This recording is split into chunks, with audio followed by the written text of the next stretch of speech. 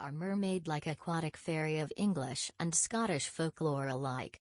They appear in the literature, but it is unknown whether old folk tales really were aware about them, or are they more modern invention. The first literary source speaking of them was a poem titled The Asri from 1872, written by Robert William Buchanan, which featured pale-skinned, gentle beings, far older than human species, who shunned the light of the sun and only exposed themselves to moonlight once per a century. They are said to have webbed hands and feet, green-colored hair and usually shy away from human contact. They live for hundreds of years and are said to only age if their body is exposed to moonlight for prolonged time. Their skin is very cold to the touch. To human skin, their bodies are so cold it burns to the touch and can leave serious frostbite marks.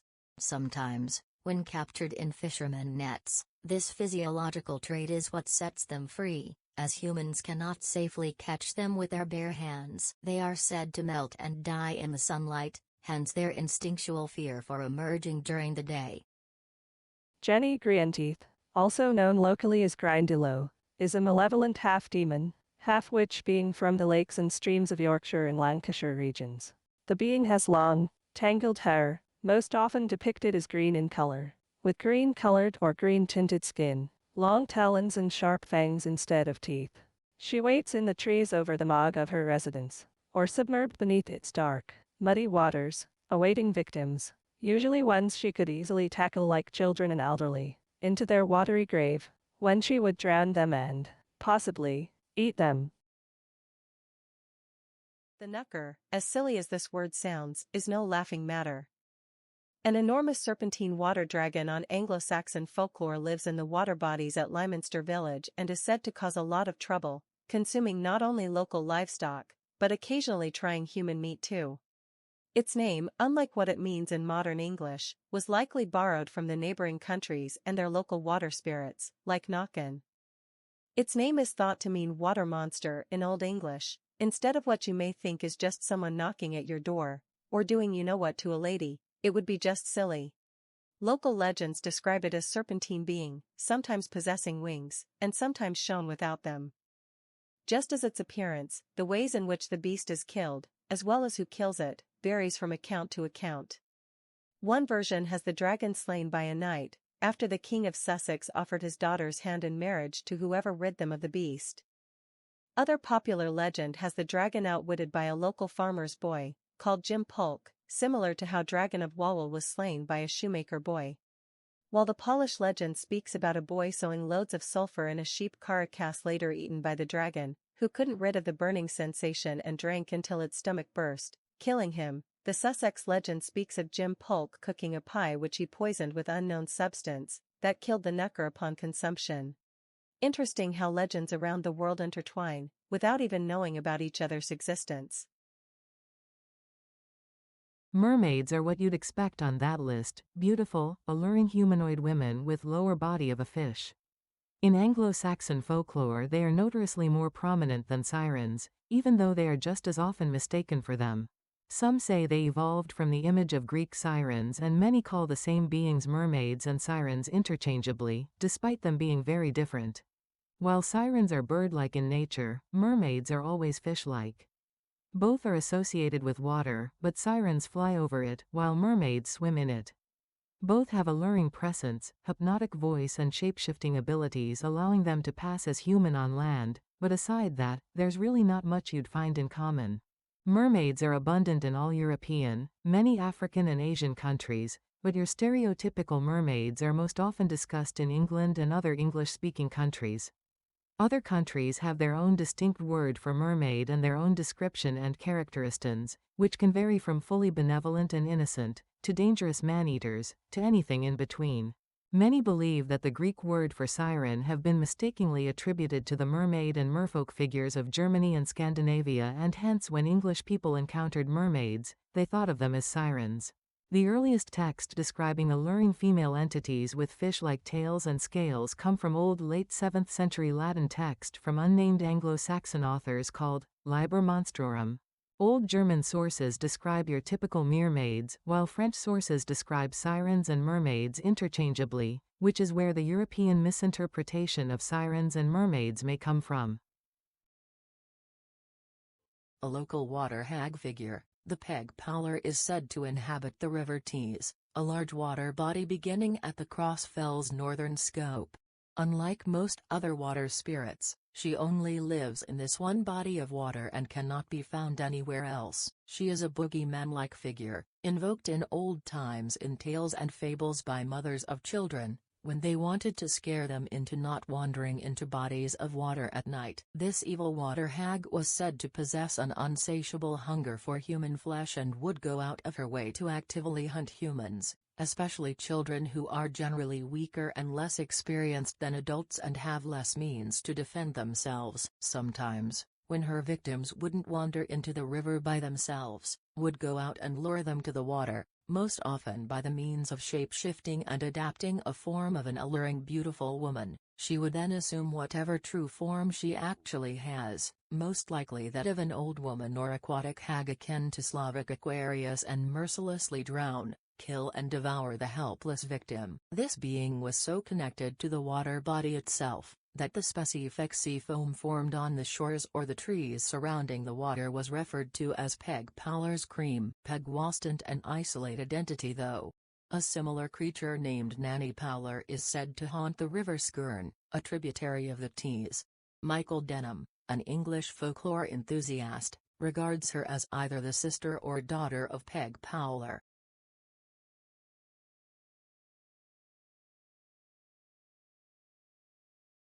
Sarvat is described as the guardian of the island, a solitary, spectral soul guarding the place he calls his home, along with all his family and loved ones.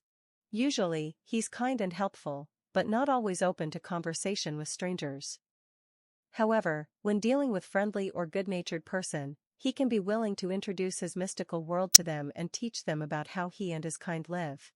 However, he can be dangerous, or even deedily if crossed, offended or mocked, or if any sensual or natural life under his protection is threatened. To such people, the being has no mercy. And his abilities such as shape-shifting into a fox, an eagle or an owl, or the ability to command and control wild animals and winds, make him an enemy you wouldn't want to mess with. The Vesiyama was the name for a water spirit, akin to a mermaid, capable of creating waterspouts, capsizing boats and ships and being able to control the elements of water domain. However, there were both males and females of this species, and each sex lived at a different location and lured different human victims to them. The legends recorded in the central Voshan villages around Lakes Jarvi and Suvaharvi say that the former is the home of a female spirits of this kind, while the latter houses the male spirits. As expected, female spirits most often lure human men to themselves, while male Vesiyama tend to seduce women. It is believed that these beings are shapeshifters, and they can not only appear in fully humanoid form, as well as your typical mermaid or merman form, but also take on the shape of a huge fish, or sea turtle, or any other local water-dwelling animal, albeit much larger in size. Vitema is a name for a spirit known among many Finno-Ugric countries, known as a water deity in some, and as a mermaid queen in the other. She looks like your typical mermaid with fish-like tail and upper body of a beautiful woman with enchanting face, full breasts and long, silky hair. As a personification of water itself, she was often given sacrifices and offerings before the sailors set out into the sea. Strict taboos were observed while allegedly in her domain, cause seeing her, as it was believed, indicated a soon-to-be death of drowning. One of these taboos kept by the fishermen on her honor was offering each first fish caught that day to her. It was believed that if appeased, she can keep the sailors and fishermen from drowning while on the sea. Sometimes, as most other mermaids and merfolk of folklore, she was observed on the shore, playing the instrument and singing beautiful, enchanting songs, luring and seducing humans with her incredible voice.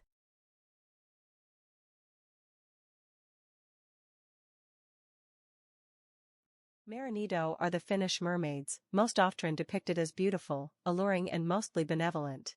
These mermaids were, interestingly, usually depicted as not having a fish-like tail and looked mostly humanoid, with long hair, big breasts, and greenish skin. Usually, the folklore depict them as literally dressed in a sea foam. Their mother is said to be Vedanito, literally translated as Mother of the Water and usually depicted as a sort of local water goddess. Often these beautiful marine ladies tend to seduce human men, especially sailors. When a Marinito finds herself attracted to certain individual, she may spare his life, while drowning all the rest, causing a devastating shipwreck. When not causing mischief on the waters, though, these mermaids tend to attract people's attention while singing and combing their hair on top of a rock quite often. The mist maidens are beautiful water nymphs, who love to sing and dance, and their voices are otherworldly, much like sirens' songs. These fairy-like entities are ethereal in nature. They look as if they were entirely made of the mist, hence their common name. In the native Finnish language they are called Utinito, and during the morning twilight, groups of these beings gathered at the shores, or above ponds and lakes, in order to sing and dance, and the spectacle was said to be a wonder to behold. Their moves more graceful than any human, their songs, hauntingly beautiful. Sometimes, instead of their water mist and foam forms, they appear in the forms of colorful will-o'-the-wisp. Some say that then these spectral lights appear over the misty rivers. It's the Utinito dancing to the rhythm of the music only heard by them. The Naki is the Finnish response to the Swedish Nixie and German Naken. They, however, are much more dark and sometimes borderline demonic in their nature. They live in the deepest depths of the oceans, lakes and rivers, and sometimes wait at the bottom of a whirlpool, waiting for unsuspecting animal or human to fall inside, to be caught and devoured. Looking similar to the Aquarius figures from Slavic mythology, rather than its fellow Scandinavian spirits, they tend to have green or blue skin, seaweed in hair, webbed hands and feet, and other such adaptations. In the water, they can take the form of a cluster of seaweed, and thus, they cannot be killed. If someone tried to harm a Naki, they would just collapse into seaweed and rearrange back in a safe place. You can fight these beings, but you surely cannot defeat them. Meet Vihinen, the ambivalent, morally gray character from Finnish mythology.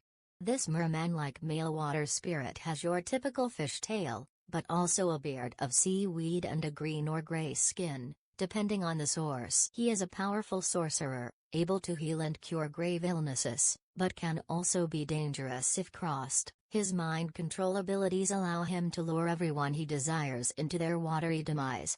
Whether he will be your ally or your foe is entirely up to you. Treat him well and he will bless your fishing expeditions with a lot of catch and protect your sea voyages, so your vessel doesn't ever sink. But curse him, offend him or hurt those he deems his family, and he can lure you to your death. He can appear as a young, handsome man and try to seduce you, only to drag you down and drown you, leaving your lifeless body behind. Or he can appear to you as a weak, elderly man, begging for help, but once you extend your hand to him, your fate is sealed. But if you are a good-hearted person, who lives in harmony with nature and people around you, this merman can reward you with riches or protection throughout your life.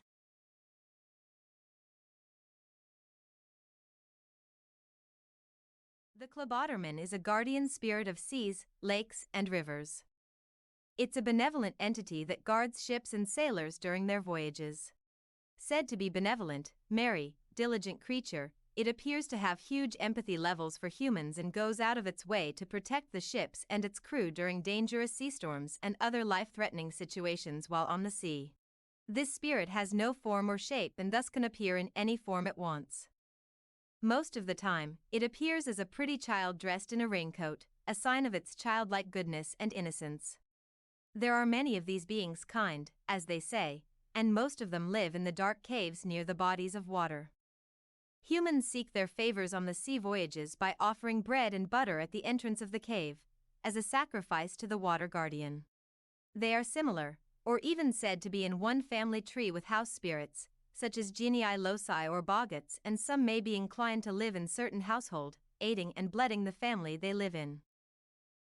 The Lorelei is a name of a mythological legendary mermaid that lives in the waters surrounding a large rock over the Rhine River.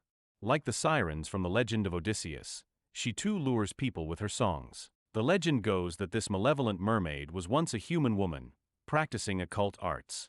After a heartbreak caused by her beloved's infidelity, upon seeing him with another woman, she throws herself into the waters. Not to die, but to transform. Her supposed suicide transforms her on cellular level and she becomes a vengeful water spirit. From this moment on, the heartbroken woman breaks the hearts of others, luring the sailors to their certain death. At times she lures young men, like the man that broke her heart, to herself, only to drag them underwater, drown them and rid of their bodies, so they never are found. The Mumline, also called the Mummelsee or Black Forest mermaids, are German water spirits akin to mermaids, similar in function, appearance, and abilities to other European mermaids. They live in the lush, beautiful underwater palace, governed by their king, who is also their father. His daughters can freely come and go up to the surface to the human world, but must return by the nightfall. They are mostly benevolent, often appearing to humans, like woodcutters and farmers, and offer their help unconditionally, often as a housemaid or a babysitter. They particularly seem to love working with and caring for children. Still, every day, they must return to the sea before the sun sets. It is said that if they fail to return home before that time, they will be unable to revert to their true aquatic form and die upon reaching the closed gates of their home palace. This allegedly happened to one beautiful mumline who fell in love with a human farmer, but got so lost in spending time with him, that she forgot the flow of time. When she noticed that it's already dark, she rushed to the lake, but it was too late and the only thing that emerged back onto the surface was a pool of blood. It's unknown what happened underwater that killed her in such brutal way, but maybe her body couldn't take the toll of being on the dry land for so long? We don't know. Whatever was the case, this story proves that some rules set from above are there not to control us, but to simply keep us alive, and I'm sure we all can come up with real-world examples of such. In Germany, the Niker are essentially what Naken or Nixie are to the Scottish people. Often shape-shifting, often malevolent, aquatic spirit-like beings who normally live in the waters, but are not unable to walk on the land. Most of them can assume human form. The males are said to be able to shapeshift into whoever and whatever they desire, making them particularly dangerous. Whether females can do the same is unknown. While in the human form, both genders of these entities can be recognized by the presence of residual wet hem of the clothes they wear, which is not much, honestly, and they can pass in for humans in human society more than enough. Many German-born legends claim that both males and females can shapeshift into various animals, and that the animal forms and individual Niker can assume vary from one individual to another. The attitude of these beings towards humans also may vary depending on who tells the tale. Some say they are friendly and can befriend, or even fall in love and marry human men and women. Others depict them as dangerous, capable of drowning unsuspecting bypassers. Their dual nature can make them a potential threat, or a potential mate, and you never know which one you've came across. The Undines are elemental water spirits. They could be commonly referred to as water elementals. Traditionally, the Undines were said to be females, but modern mythology recognizes both male and female water elementals alike. Traditional accounts claim them to be lesser deities, or nymph-like beings, inhabiting lakes and rivers, usually in form of beautiful women, while modern accounts usually describe amorphous beings made of water, or immaterial energy of water. Many European scholars describe first Undines as beings very similar to Slavic Rakas, or even name them as Germanic counterpart to the Rakas themselves. These Undines were usually described as romantic lovers, who could aid the hero of a story. Interesting thing, the Undines were blamed for congenital central hypoventilation syndrome, when an affected person can suddenly experience shortness of breath or even complete paralysis of breathing muscles during their sleep. That medical disease was once known as Undine's curse, showing how these beautiful, usually benevolent entities, were also seen as capable of causing harm when feeling like it.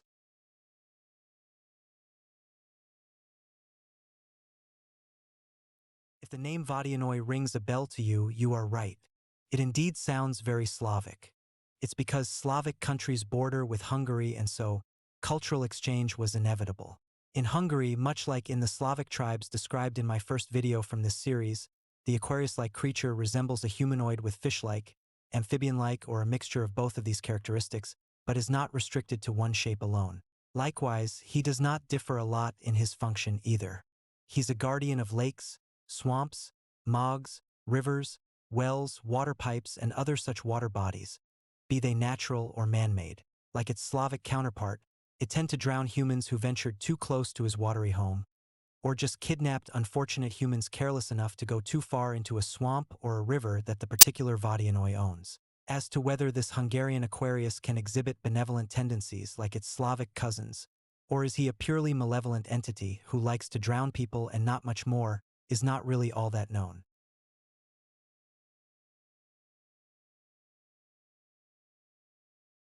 The Fossygrim are male water spirits, almost like equivalent to mostly female nixies, usually appearing as beautiful, tall, slender, and naked men playing fiddle so beautifully, its sound itself can hypnotize and enchant. Sometimes, they teach humans this wonderful skill in exchange for offerings like food or drink. Particularly talented individuals were in old times often rumored to learn their music skills from these entities. They were said to be pretty whiny and picky. They preferred meat offerings, and the more meat on the bone, the greater would be the reward. For 2 lean meat offerings, they would only teach the human how to tune their fiddle so it plays better, but wouldn't go any deeper into playing techniques. More meat, fatter animal offering, or more muscle mass of the sacrificial animal would satisfy these beautiful mermen much more, and if satisfied enough, they would gladly teach the human supplicant how to play the instrument as beautifully as they do. The price is to be paid for the magnificent reward, though.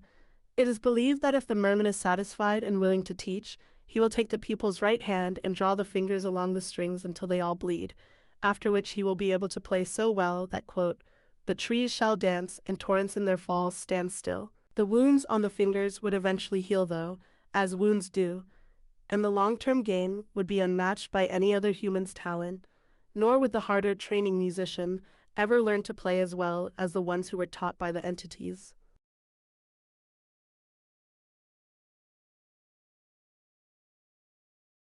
The name Bacahassan translates as brook horse, and it can be seen as Swedish equivalent to Scottish nixie. Similar to other horse-like entities like kelpie or Icusage, this aquatic spirit takes on the form of majestic horse, white as snow, but looking normal and unassuming. But there lays death in this innocent look. During foggy, misty weathers, this water horse appears on the edges of water sources, rivers, and lakes, waiting for an unwary human to cross its path. All this majestic white horse does is standing, calmly, motionlessly. But it's enough. Its energy, its presence calls forward, invites, much like other water horse spirits in neighboring folklore. But like in the cases of kelpie, nixie, and other horse-like spirits, this would be a horrible idea. Like its more well-known cousins, once it has a hold of you, it never lets you go. Once you climb on its back, you'll never able to get down. If you touch it, your only way of getting away is if you have an item at hand, sharp enough to cut off your hand, or you will never break free. And when it happens, it takes off. The horse gallops with you on its back, or dragging behind by a hand, straight into its natural water domain, where you inevitably drown and your soul may or may not now belong to the spirit horse. There's a difference, though. While the kelpie, nixie, Icusage, and other such water horses cannot be used against their will, the brook horse can. Manage to put a harness on the supernatural beast, and its magical threat disappears. It can serve you now, as long as the harness is on. Unlike most other water horses, this being cannot shapeshift, and likewise, it cannot take the harness off by itself, so the only way for it to rid of the binding tool is to shake it off or break it. It seems unlikely, but not impossible, given that we are not dealing with an ordinary horse here.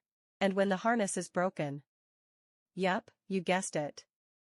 The magical horse breaks free and takes off back into the water, to continue its sinister hunt. Later Christian-born legends and adaptations of this legend onto Christian ground tell that the magical influence of the drowning horse can be counteracted by the victim making the sign of a cross, and then, they can free themselves and run away. But old tales about the creature tell of no such way to rid oneself of its influence.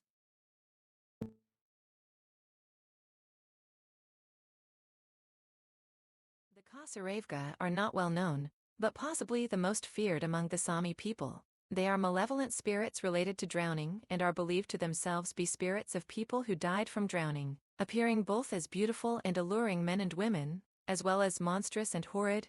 These water spirits can change their forms at will, and often use these forms to either lure humans in order to drown, kill or devour them, or lure them in with promise of love, riches or sex, only to end up as their underwater snack. It is not impossible that, given that these spirits are said to come from those who drowned unfortunately, these aquatic entities feel like they have to drown other people as some sort of revenge. It's not uncommon for vengeful spirits to kill people that come their way in the same way they themselves had perished.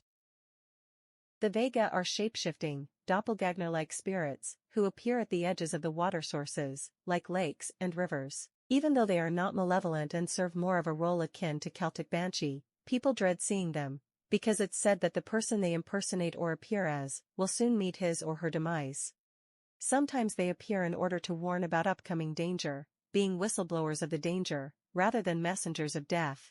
Whatever the case may be, these shape-shifting mimics are not a sight the local people look forward to. How can you know you encountered this shapeshifter and not the person they imitate? Well, that's why I count them as marine spirits. The Vega are most often seen and heard around the bodies of water, sometimes when the mist is thick. Whether or not they come with the mist, or do they control it and make it appear, is not known.